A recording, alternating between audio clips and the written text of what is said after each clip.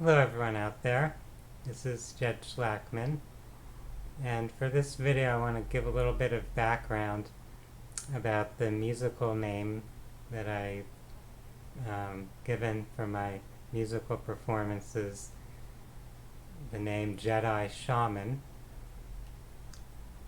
So that has kind of a thought or intention behind it, and I thought it was a fun sounding name to provide as a name for my musical act.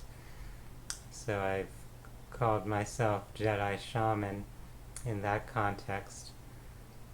However, in a way, it also applies to what I do as a healer. So I do a lot of work in the healing arts as a counselor, as a hypnotherapist, as an energy healer.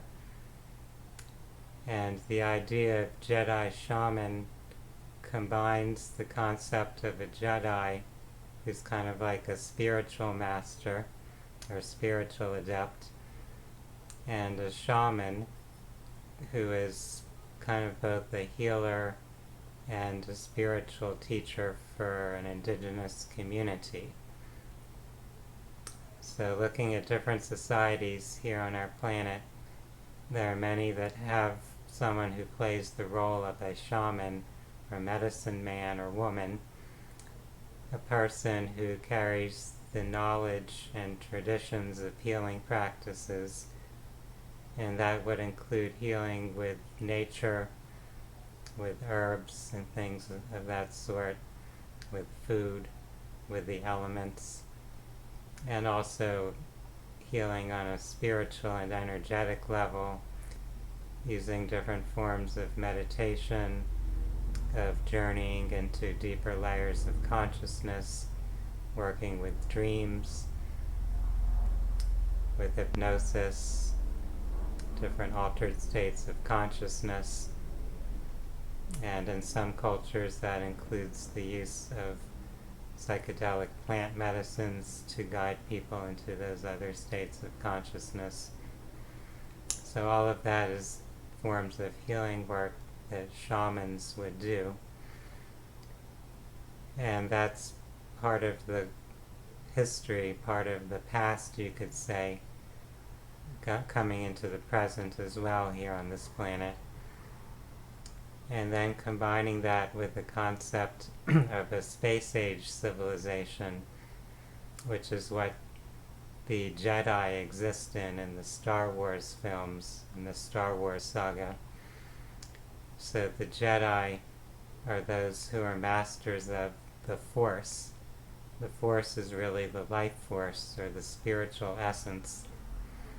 And so they work with that metaphysical essence for various purposes, to go into altered states of consciousness, for healing purposes, both on a physical and psychological or spiritual level, and also to carry out plans or efforts in the physical plane to help the societies that they're a part of to promote a more balanced or harmonious civilization or galaxy in a sense, since the story of Star Wars is in a galaxy so-called far, far away, although it could be seen more as a metaphor for things that have occurred and are occurring in our own Milky Way galaxy here.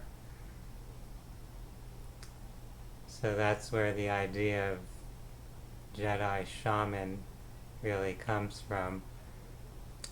My thoughts about combining the traditional healing wisdom of cultures here on Earth with modern science and information or ideas from extraterrestrial beings, from beings who exist from the future, or also ones who are just more technologically advanced than our current Earth civilization, and could provide a lot of wisdom and guidance for us in the context of healing and other aspects of our life experience. So I hope that gives a little bit of insight into myself and where I came up with that name, Jedi Shaman, which I use to accompany the musical performances I do, whether it's playing guitar or playing singing bowls. And it's something that I really enjoy doing, sharing that. So I hope that you get to watch some of the videos I do where I am sharing music and healing vibes. And of course, I like to share information about healing, whether it's healing on a physical, emotional, mental, or spiritual level. This is something that I've really spent much of my life focused on. So even growing up, I grew up in a family where my parents were very much focused on the physical aspect of health, on natural hygiene, on raw and vegan and vegetarian diets and food, and natural living, so avoiding environmental toxins and pesticides and all of that. And then due to both some physical health issues and family issues and psychological issues I was encountering in my life, I got propelled even further into the healing arts, developing that interest even further, going more into the psychological and subsequently into the spiritual level of healing, of bringing our being into a state of more harmony and wholeness. And this is an ongoing journey. There's always more to learn, to uncover and discover. And when I went into my college educational career, to that stage of my journey, I actually started out with initially, for one semester actually, a major in philosophy. At that time, I hadn't really decided what career path I was going to go on, and I had somewhat of an interest in law since my older sister had pursued that as her educational major, her educational path and career ultimately. Even when I was in high school, I was kind of thinking of following in her footsteps in a sense, because I'd been a top scholar in high school like she was, and I was actually taking the practice LSAT test, the aptitude test for those going into law school. At the time, she was getting ready to go into law school, which was actually when I was getting ready to go into college, into my undergraduate. And in the LSAT, there's a lot of focus on verbal skills, on reading and comprehension, and also on logic. So there are logic problems or puzzles in a sense where you have to exercise logical and critical thinking, the ability to deduce things. And so that's a skill that's valuable, of course, in the legal field, but it's also very useful in other aspects of life, in science, in investigating just about anything you want to learn or understand better. So then what happened was, in that early part of my college career, I kind of wasn't impressed in a sense with studying philosophy and just reading about the beliefs and philosophies of other people in history, since some of them I might agree with, some of them I might very much disagree with, and so I didn't think it that worth my while to spend time studying the ideas and beliefs of a lot of people whose ideas I might not agree with. And at the same time, I was very interested in psychology and impressed with psychology classes that I had started to take as an undergraduate. So that led me into deciding that I wanted to explore developmental psychology, and that was my focus as an undergraduate. And then with having the psychology education as an undergraduate, that in itself doesn't give you much opportunity in terms of a career or paid work after college. So I wanted to develop clinical skills and provide services as a psychologist or counselor of some kind.